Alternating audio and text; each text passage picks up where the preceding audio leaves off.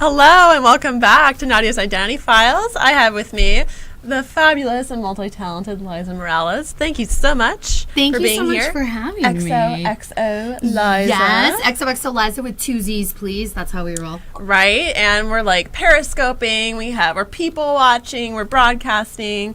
I have my laptop up here. We're ready to rock and roll, right? I love it. Every party should be like this. Like, I only wish like they could see what we're seeing. I know. You guys go over to my Periscope, actually, and it is XOXO Liza with 2 Z's, please.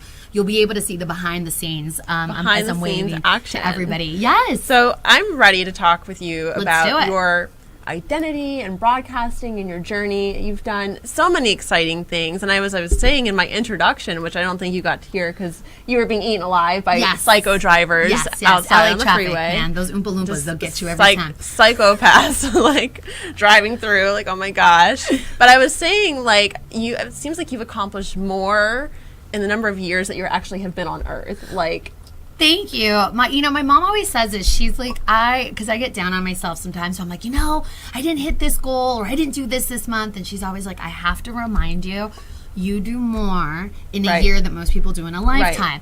And I'm like, that's not true. And then she'll like really kind of just bring me in, ground you. And then I'll be like, okay, maybe you're right. But you know what? I have to tell you, I have been addicted to success, if you will. We all have addictions, right? And I've been addicted to success and personal development since I was a very young child. And why? Why is that? Well, it came out of the fact that I had a very difficult upbringing through no fault of my mom's or my grandmother who co-parented and co-raised me, but I unfortunately was sexually molested by 3 members of my family. Horrible. Yes, completely horrible and rocked my world, as you can imagine. And that probably took a huge toll on your identity as a young girl. Yes, especially because they say that whatever happens to you up until the age of 10, that starts setting your blueprint. It starts setting correct. For your bigger life. And so for your me, development, your psychological development. Yep. And so for me, I really had become went from being very gregarious and outspoken to just becoming very insular and very quiet. And my mom knew something was not right? So what really got me through that, to kind of just paraphrase that journey, obviously it was many years, but really what got me through that was my vision of the world. And so I don't know if you know, but I know we chatted about it. The reason that Hello Kitty doesn't actually have a mouth is because she speaks the language of love. So she Wait a second. Wow, you're talking to a major Hello Kitty fan I'm here. a huge Hello Kitty fan. Yes, hello. And she is a cat. She's not a girl. So we're going to just put that rumor to rest. No, she's not a girl. Yeah, she's a cat. That's what I said. I do not subscribe to that. She is not a girl. She's a cat. Why are people saying this? I don't know. They're crazy. It's a bad PR move gone wrong. But so when she had her own identity in check when I was little, the whole reason that she doesn't have a mouth is because she speaks the language of love. So I couldn't interview her, though. I couldn't interview Hello Kitty. You could interview in the language of love. Yes, with heart to heart. So as a result, love perfect doesn't for need, Periscope. It is. Love doesn't need any translation. And so hi, Rando. Love doesn't need any translation. And so she would attract more friends to her.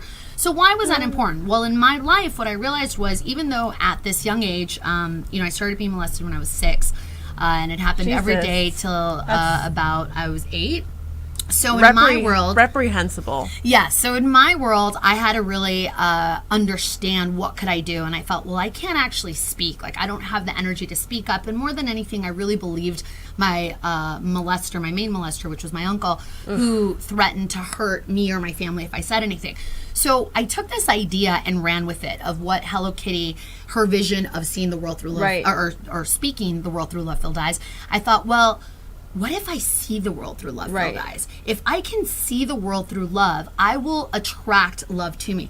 This is before I knew about the law of attraction, before I knew about, Abraham and Esther Hicks. Like, all I knew was if I could focus on love, my life would take a different trajectory. You had this thought at 10 years old. I was 8. I mean, it started when I was 6, and that's kind of what got me through everything. Was there something that served as a catalyst for your kind of making this transition in your mind? Like, this is how I'm going to cope with these circumstances. It really was Hello Kitty. Like, was it really? Yeah, it really was. Like, when was Hello Kitty even like? She came out in 1976. Okay, so I was like, wait a second. Yeah, this is well after she came out. But it was Hello Kitty because I was trying to look for clues that could get me through this. I wanted some sort of escapism, and that's really what got me through it. And so I think Sanrio needs to contact her now. So I really became dedicated to always sending the intention out into the world that I would see the world through love filled eyes. So I've become known for wearing my trademark red sunglass hearts. So cute. And it's really more than just me wearing them, right? I really live that notion of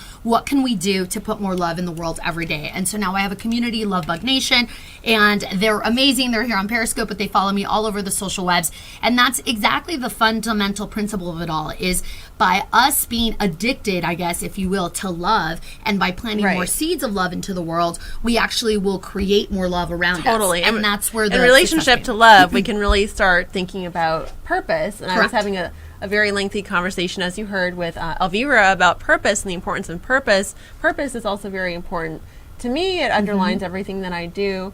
On your website, you really talk a lot about purpose as well. Yes. How can you connect love and purpose? So that's actually one and the same. So to even answer your question earlier, what I was saying is where my addiction to success became is what I realized once I started manifesting the change around me in this world, and I really became committed to being the best debater, because I joined debate very young. I had my first talk show when I was 10. You know, I started setting goals for myself and started realizing that my gift, and we all have gifts, my gift was being able to be a storyteller, both in scripted stories and unscripted stories, and connecting those with the world on a bigger sense.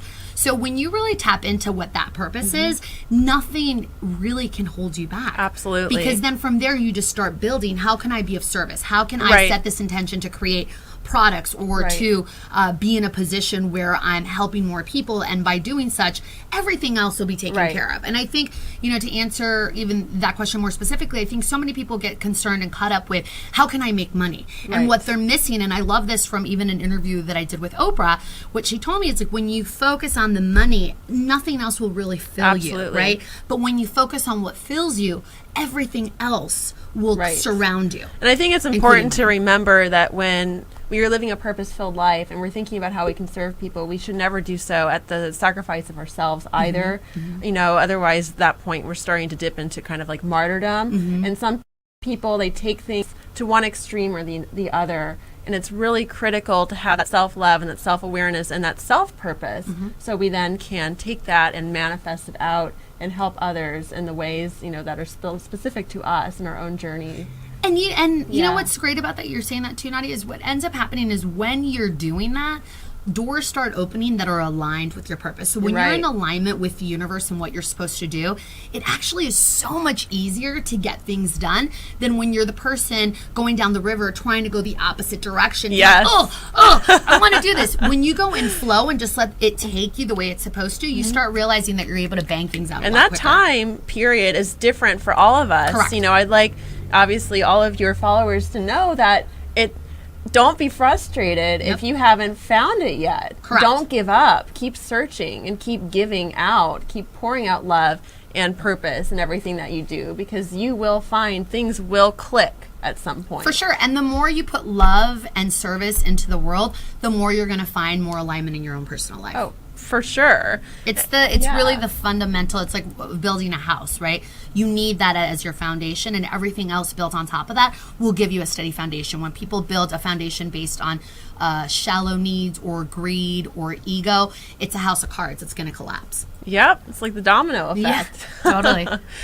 I mean, going back to the 10-year-old you, you have been going through so much, and yet you were still like exuberant enough to be like, you know, I want to be a host. And obviously you already had in your mind those thoughts about the love, and I'm going to lead with love.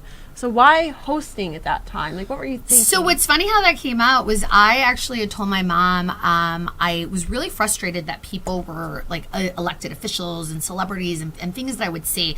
People were always talking at you, especially with kids. No one was talking to us. So that's really where the whole concept of one-to-one with Liza came from, because I wanted to connect on a very real level, and which is what we're doing now in terms of the world of live streaming without all the smoke and mirrors. Totally. That's amazing for a 10-year-old just to be like, yeah, so I want my own show. Like, excuse me. And we're going to make it happen. So and we're going to make it happen. Yes. And obviously you were in LA. Yeah. So it's not like, you know, if I But had public made access TV is available anywhere. And now it's even better because you could use the power of your own phone, right? Now, which is, there's no excuse. We're in a completely different time now where anything is possible. it's really not a time where we can make excuses Correct. about not living our truth and living our purpose and helping others do same. Agreed. So I thank you so much for being here. But before we cut to our roundtable discussion, I want to ask you what I asked Elvira. If you could describe your identity in 5 words, Yes. what would it be? Passionate, Okay. perseverance, positive, productive, and unstoppable. A lot of P's. A lot of P's. A lot of positive P's. Yes, yes. Like the P's for positivity. Yeah, there you go. Awesome. Well, thank you so much for coming on. Thank you. When we come back, we will have a roundtable discussion. We will explore our identities and broadcasting and live streaming and just anything else that pops into our fabulous heads in just a moment.